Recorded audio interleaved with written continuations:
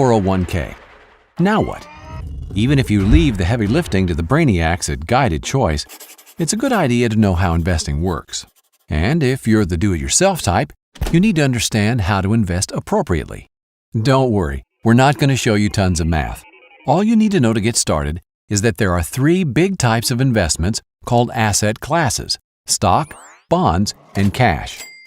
Stock is just ownership in a company. There are many ways to classify stock. Two major ones are size, called market capitalization, or CAP, and company location. Each classification has its own typical level of risk. Large cap stocks include the 500 biggest companies in the U.S.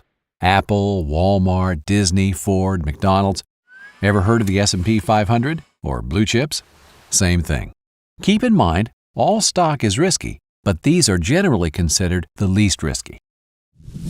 Mid-cap stocks include roughly the next 400 companies by size, smaller but still fairly well established. They're considered riskier than large cap. Following large cap and mid cap, take the next 2,000 companies and you've got small cap stock. While they have potential for greater growth, they also have the greatest risk. Then there's international stock, ownership in companies located in developed nations outside the U.S., like BMW in Germany and Sony in Japan. They carry about the same level of risk as U.S.-based large cap stocks. The highest level of risk is found with emerging market stock. This is stock in companies located in developing nations like India, Mexico, and Russia. There are two ways to make or lose money in the stock market. You see, when you own a stock, you actually own a piece of a company, and as the value of that company increases, the stock price goes up. But if the value of the company goes down, the stock price goes down too.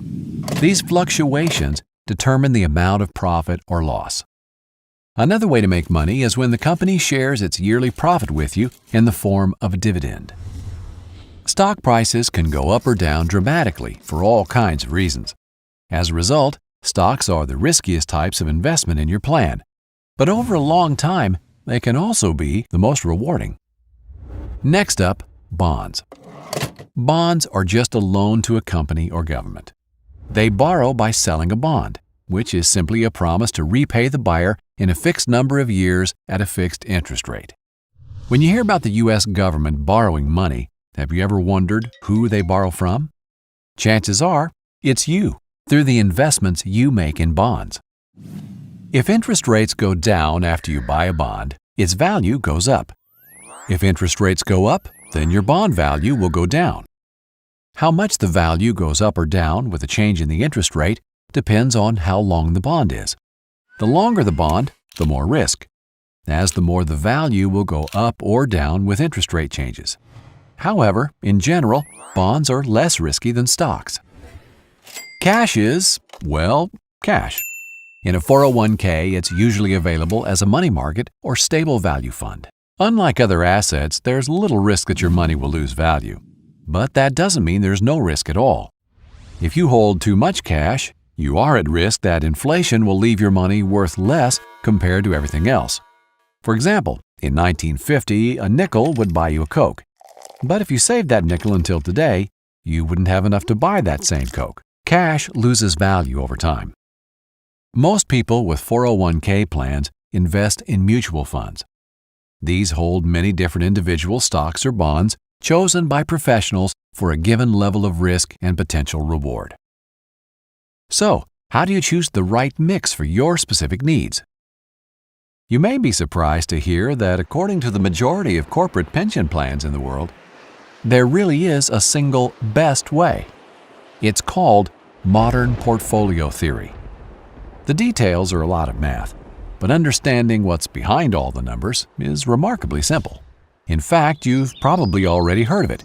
Don't put all your eggs in one basket. You balance risk and reward by holding lots of different types of investments. The technical term is diversification, and it's the name of the game in investing. So how do you do it right? Most of us understand that if we take more risk, we expect more return. Let's look at the math.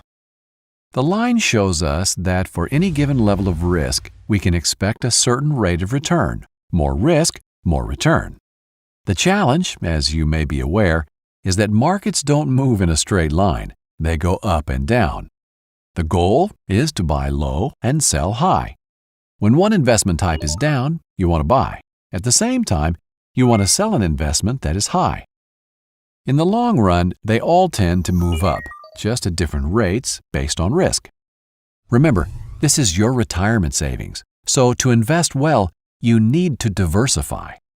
The goal of diversification is what modern portfolio theory is all about, getting an optimal rate of return for the risk in the long run. To do that, you want to invest on what is known as the efficient frontier. The details of drawing the curve are just a lot of math. You could spend the spare hours of your days creating the efficient frontier on a very large spreadsheet, or you can let experts do it for you.